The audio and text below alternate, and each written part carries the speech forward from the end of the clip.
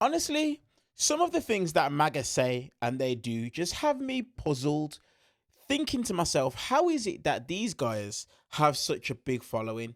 But then I take a look at the leader, Donald Trump, and I understand. He said it himself. He loves the highly uneducated. In this clip, we're going to see Chris Cuomo push back on a MAGA loyalist, a Trump loyalist, Ben Ferguson, and just give an example that just completely debunks the stupid narrative that he was trying to make in the video. As usual, let's watch the clip in full. I'm going to leave my commentary, my thoughts, my perspective towards the end. But stay with me because I want to make sure that you guys hear what it is I've got to say on it. Let's get into it. Let's discuss conservative radio host Ben Ferguson, former DHS chief of staff in the first Trump administration, Mr. Miles Taylor. Ben, I feel like you got to think it's a good thing this guy's gone, no? Yeah, no, I'm glad he's gone. I'm glad he resigned. If you can't serve the president of the United States of America and what he is doing in his mission, then you should absolutely leave. I think the way he's doing it is the oddest part about him, because he, in essence, lied to the president about what he thought about foreign policy to get the job based on what he's saying now. You go back to his own tweets that are still out there. In January of 2020, he posted, "Trump's red line is America loss of life and Iranian nuke development. I personally think we should have crushed their ballistic and nuke capabilities. But Trump has a plan. He has definitely earned the confidence of any clear-eyed observer." So it's not that the president changed. It's that Joe Kent changed. He decided to change his foreign policy. But what I really think this is about, if you talk to people around the White House, he didn't like the fact he wasn't in the room when the decisions were being made. He wanted to be, I guess, the Secretary of State or the man in charge of the Pentagon. And he was a tier 2 guy. That's not, by the way, meant in a negative way. You need a lot of tier 2 guys. But he wasn't in the room for the big decision. And so he got his feelings hurt. And then he decided, okay, well, now I'm going to just, be a crybaby. I'll go on Tucker Carlson's show and sing isolationism, and I'll go on Megyn Kelly's show right after that and do the same thing. That's who Joe is now. It's sad, it's unfortunate, but I'm glad he's gone because he clearly wasn't serving the president. He was serving his own interests. Yeah, he'd be serving his own bank account, too, because that's why these guys are saying this stuff. Look, again, I don't have any problem, Miles. a lot of money. I don't have any problem questioning whether this was the right move, this is the right way, this is the right time with Iran. I have no problem with that. They're all legitimate points of contention. But do you have concerns that the president saying things like, "I'll pull out of NATO and we don't need the allies," you think he's got some people around him telling him some really dumb stuff? No, I don't. Well, I think what the not president you, is Ben. saying... You can't hog the whole damn conversation, man. You can't hog the whole thing. You're not even Irish. Miles, go ahead. I suspect the thing that Ben and I agree on is Joe Kent. I mean, I don't think Joe Kent should have ever been in this administration. I was saying when Joe Kent was hired for this job that it was an abomination, that a guy who defended people who went and attacked the United States Capitol, who Trump's FBI director at the time called a domestic terrorist attack, would be in charge of counterterrorism for the United States. But here's the problem, as you point to, Chris, is he's not the only one. There's not just one Joe Kent inside this administration. There is an army of Joe Kents inside this administration who have mainstreamed conspiracy theories, who have outlandish views, and who are some of the same people who poorly advised the president on this conflict. Now, look, I've been a hawk on Iran for years. This is no regime we should be apologizing for. We shouldn't be sad the Ayatollah's gone. But there was a stupid way to do this and a smart way to do this. And the president was surrounded by a whole lot of people who wanted to give him the stupid way to do this. One example just being the Strait of Hormuz, Chris. I think I've said to you before, in my graduate school war games on Iran, the Strait of Hormuz was one of the first things that came up, that the Iranians would close in a conflict.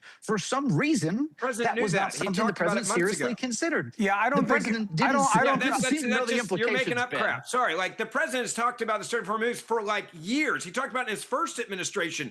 To act as if Donald Trump didn't know they were going to try to close the Strait of Hormuz is just a flat out lie to the American people. He had talked about it, not privately, publicly. He had talked about it publicly. Ben, he didn't think they would go forward with it. That's why they went. He literally didn't think. He has now already publicly, Ben, as you know, expressed surprise. I disagree with that assessment. All right, that's fine. I want to move on to something else, but I'll tell you what. Let me knit the two together. I don't think that the Strait of Hormuz becoming a tactical point for the regime is a surprise to anybody. I think they gamed it out 100 different ways. However, I don't think they anticipated how many drones they had and what the reach would be, and they're trying to figure that out now kinetically. I think two things can be true at the same time. Either way, you're left in the same place. Ben, help me understand why you would alienate allies now. You know where we are. You know what it's going to take to get where we want to be. Why would you want to go it alone?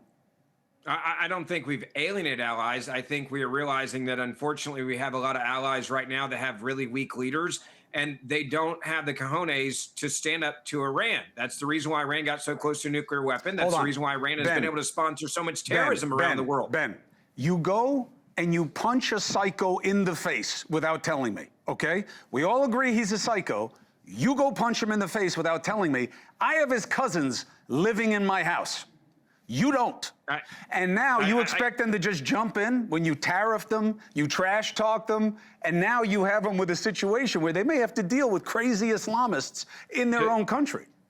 They already deal with crazy Islamists in their country. Look at the UK, because they've been weak on the issue. And I think the president looked at the assessment and said, A, I have to do this and make sure that it doesn't get leaked out. And B, guys like Starmer, I probably don't trust not to leak, or the people around him. And there's other leaders as well. And when you're dealing with those types of leaders that are very weak and not standing up, even in their own country, to Islamic extremists, then why would you think they would go with you on this one? I think the president's point is clear. I had to do the right thing. Others were not willing to do it. They were willing to send pallets of cash to the Ayatollah, not actually take him out. And so when the president's dealing with that, you go to your allies after the fact and you say, hey, I did the heavy lifting here. It's easy now to get involved. You can do the back end of this with me and we can have a coalition. And they said no. And if that's what the president was expecting, by the way, that's what I would have expected. I think that's what Marco Rubio expected. That's why they did it this way, is they understood, looking at the room, taking the temperature, seeing what they did in the last administration, there was a very slim chance our allies were going to jump to this occasion. So we did the right thing. We did it from a national security standpoint. And then you say, if you want to join us on the easy part, on the end, we'd love to have you. And guess what? They're saying no. I'm not surprised. I think bombing is easy. I think this is the hard part. I think that getting them rooted out and giving the Iranians a position where they can actually make a change, I think is much easier said than done. But Miles, what's your take? Well, look, I mean, if Ben was the European Union and Europe, and I was the United States, and I went to Ben and I said, Ben, I'm going to steal part of your backyard, and if you don't give it to me, I'm going to invade you. And then 2 weeks later, I went to Ben's house and said, hey, Ben, can you help me out with a problem I get into down the street? I'm not going to get a good response. This is what just happened with Greenland in the administration and Donald Trump's quixotic odyssey to try to go seize the territory of an ally. So you would have not done tariffs. You can do what you want. Because of Iran? That's your foreign policy. On it. And then he says, hey, now I need your help on another thing. Ben, you and I both know the president has treated our closest allies like a jerk treats his friends when he should have been collaborating. When you need a chiropractic adjustment, buddy, you don't go to the one that's real soft. You get it done. And the president knew we had a big problem with tariffs and we had trade issues and an imbalance, and he fixed it. And that is completely separate from national security issues with Iran. You cannot mix the two together. You would be a terrible advisor to the president if you're saying, hey, on trade policy, do this, but don't do this with a power that's going to get a nuclear weapon. That's how people die, by the way. That the president's biggest liability right now is the fact that Americans, red, white, and blue, Democrat and Republican, cannot believe he slapped taxes on him in the form of tariffs. Do not tell me that the president's strongest position has been rebalancing trade. It's put him in the weakest political position he's ever been in. If your foreign policy and national security, you're connecting to trade and differences of countries are taking advantage of us, that is the reason why they separate national security teams from economic teams. You cannot have these two intertwined the way you're describing it. I know, but that's how people would die. The idea that one doesn't influence the other is also a little naive. Look, here's what we all know. Okay? Influence maybe, but you don't not invade a country that's trying to kill Miles you isn't because of trade issues and the that's not economic what he's suggesting. Here's what we all know, okay? The tariffs didn't help, and the president needs allies. This is not the easy part. This is not going to end anytime soon. And I'm telling you, what I've seen in Lebanon is going to shock people when it hits their screens here. And we're going to be in a whole new phase of paranoia about what this means. The more friends America has, the better. Ben, I appreciate you. So, did you guys see when Ben Ferguson tried to say what he said in regards to the allies, and Donald Trump knew this is what was going to happen, and Marco Rubio? It's absolute complete BS. And I just think it's crazy that they genuinely believe that it's okay that Donald Trump has been speaking so bad about us. Remember, I'm from the UK, speaking so bad about the UK, speaking so bad about the European Union, so many different countries. And then when he and Benjamin Netanyahu then goes and causes a problem, he then expects us to come and dig him out of the problem. It just genuinely makes no sense, and it's completely beyond me. And this is the thing that these guys have to understand. They think by attacking Keir Starmer that this is helping the way that they look. No, this is the craziest part. Brits are standing with Keir Starmer more than ever. More than ever. This is a guy that's been underwater. His ratings have been so low because he's done that bad of a job. But majority of Brits stand in agreement with Keir Starmer and he stands on this. So I'm not sure what it is that they're doing. I'm not sure at all. And the example that Chris Cuomo gave was a good example.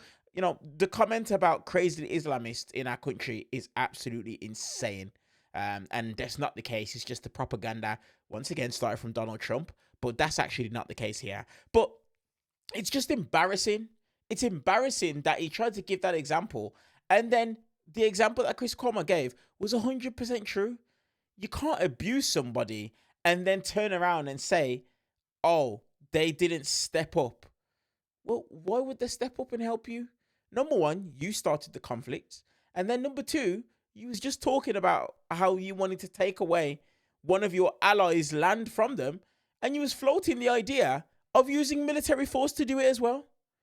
Honestly, Donald Trump and maggots are the worst individuals in the world. Let me know your guys' thoughts on this clip, on this exchange in the comment section below.